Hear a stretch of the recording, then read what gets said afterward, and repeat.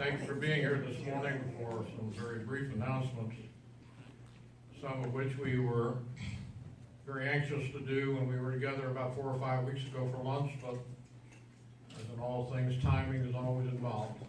We could not get some of these things finalized and bring to that meeting that day and that conference that day. So let me start off with item one. Item one is the Alcoa Road official announcements of bids and a responsibility I feel to notify the public that those bids have been opened.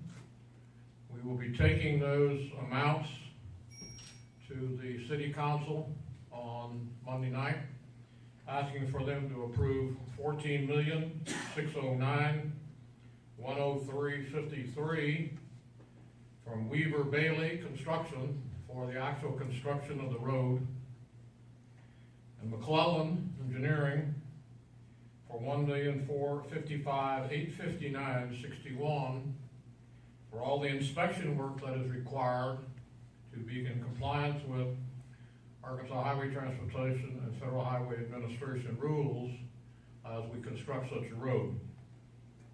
The only other thing I'll mention about that is right-of-way acquisitions. And the right-of-way acquisitions, a total of 74 pieces of property were involved in the taking between Benton, Bryant, and Saline County. All but 2 of those have been solved either by settlement or by litigation. The 2 that are still outstanding, we hope to have resolved within a few months. Right-of-way acquisitions will turn out to be greater than the amount that was set aside for that purpose. Based on all we know right now, the sharing of what that would be at 20% would end up costing Benton approximately $190,000. Saline County and Bryant, if proportional shares hold, would be somewhere around 26.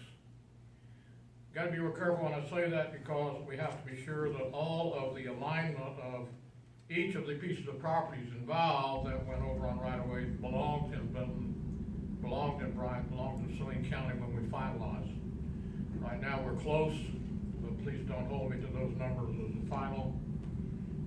I would think it would be about 2 or 3 weeks. We should pretty well know what the final numbers are, and certainly I will advise the Judge Area and Mayor Dobbs. Okay, move on to the second item, which we wish to announce today.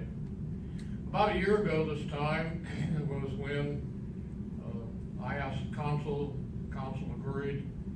I worked with Finance Chairman Jerry Ponder, and he through Finance, and we decided that it was important to reduce the millage as applied to the citizens of Benton for personal property and real estate taxes. At that time, it was 4.5 mill, which was applicable to both the real estate and personal property, and we reduced it to 4.1, roughly at 10%, not quite 10%.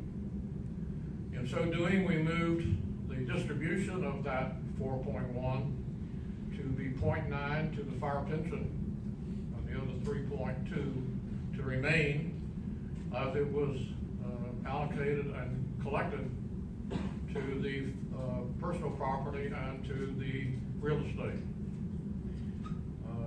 I'm proud to announce to you today I'm going to council on Monday night.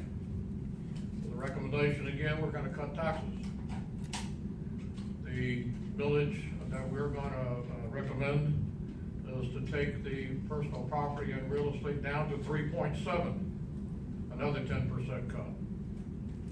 That will not change the fire pension, which will always remain 0.9 of the bundle, but it will take the personal and real estate and take it down in the new number 3.7.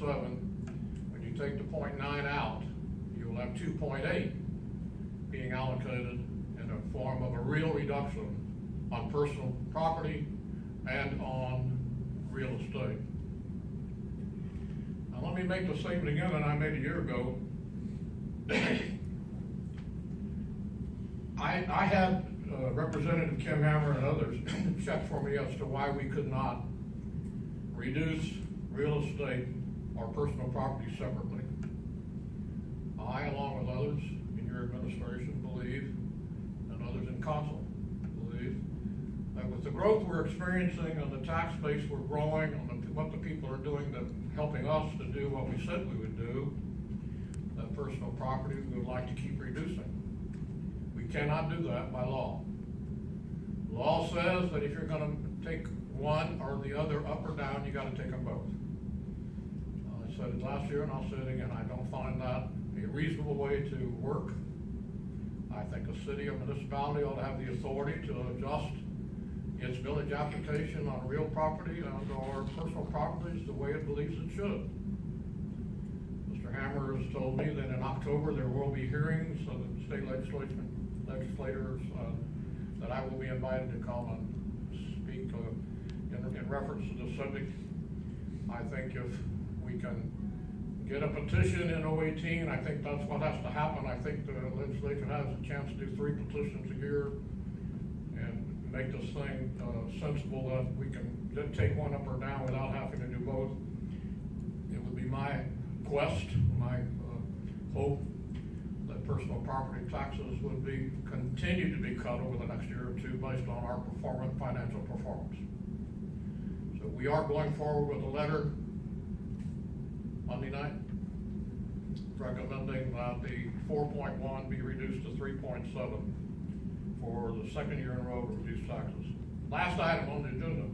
At this point in time, I'd ask Chad and Susie if you'll come forward, please, and help me. Chad's pointing at Susie, Susie's pointing at Chad. They're doing their normal thing.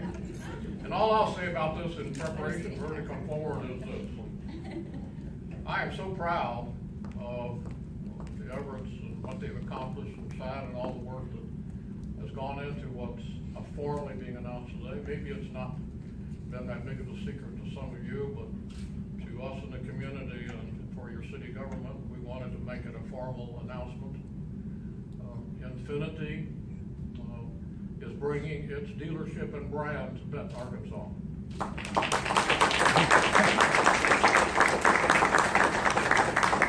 understand that there's a piece of property to the east of the Kroger Marketplace where this is all going to be designed and laid out on a beautiful new dealership, and I'm just so excited to say that it really means a lot when you have a luxury line and a company make a decision they had to make, and they chose Benton, Arkansas.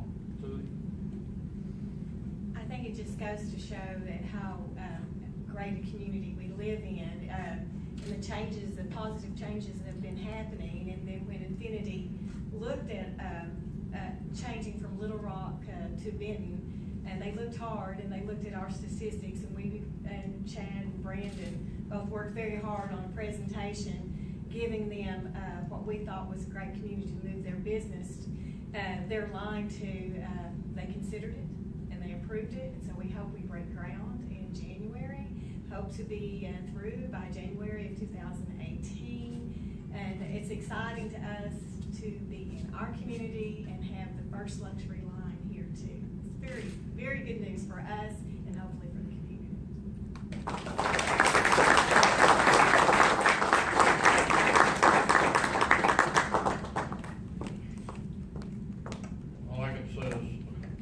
They were working so hard to try to get this done 4 or 5 weeks ago.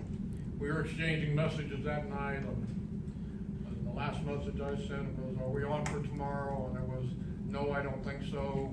And then there was, "No, and we're going out of town." Congratulations, guys. I know what you've been through these last few weeks, and it was good, hard work. You got a great organization. You need to be so proud of that organization. And here comes another opportunity for some good jobs, economic growth in the city of Benton. And that's what we're all about, what we're trying to do. Thank you again. I'll open the floor. I told you it would be 10 minutes. Anyone have any questions about anything that we've discussed? Where exactly is the location for the Infinity going to be? So it'll be between the new Kroger Center and the Dignity Crane. So 12.6 acres. 12 acres right there. Okay. Between Highway 5 and the interstate, just a long strip there. Okay, so it's gonna be facing the interstate. Yes, ma'am. All right. Anyone else have a question?